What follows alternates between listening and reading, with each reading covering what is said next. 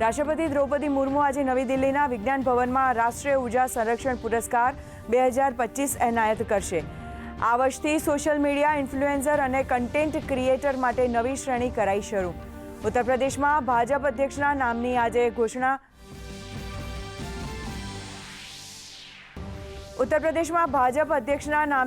ઘોષણા। પંકજ ચૌધરીનું પ્રદેશ અધ્યક્ષ બનવાનું નક્કી। અન્ય કોઈ ઉમેદવારોએ નથી નોંધાવી ઉમેદવારી।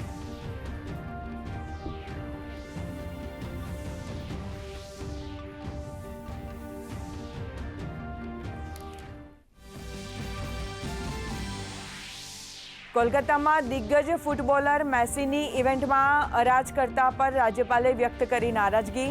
કહ્યું, સ્થિતિ માટે આયોજક સંપૂર્ણપણે જવાબદાર। રાજ્યપાલે સુરક્ષા વ્યવસ્થાની સમીક્ષાના આપ્યા આદેશ।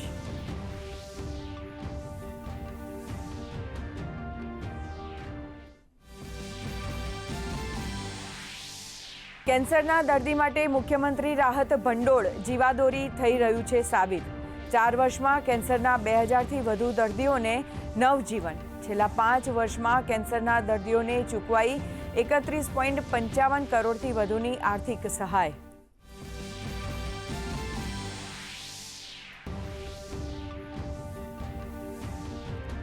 અંબાજીના પાડલિયા ગામે ફોરેસ્ટની જમીન બાબતે ઘર્ષણમાં 500થી વધુના ટોળા સામે નોંધાઈ ફરિયાદ। ઘર્ષણ દરમિયાન 47થી વધુ ફોરેસ્ટ અધિકારી અને પોલીસ કર્મીઓ ઇજાગ્રસ્ત। 16ની હાલત ગંભીર થતાં પાલનપુર કરાયા રિફર। રાજ્યમાં અનેક શહેરોમાં ઊંચકાયો તાપમાનનો પારો। 11.2 ડિગ્રી સાથે અમરેલી સૌથી ઠંડુ શહેર। નલિયામાં 11.4, વડોદરા 12.4, રાજકોટ 12.6, પોરબંદર 13.4 તાપમાન તો ગાંધીનગરમાં 14.1, અમદાવાદમાં 14.9 ડિગ્રી તાપમાન। અમેરિકાની યુનિવર્સિટીમાં ફરી ગોળીબાર। બ્રાઉન યુનિવર્સિટીમાં ચાલુ પરીક્ષામાં અંધાધૂંધ ફાયરિંગમાં 2ના મોત, 8 લોકો ઘાયલ। હુમલાખોરની શોધ શરૂ।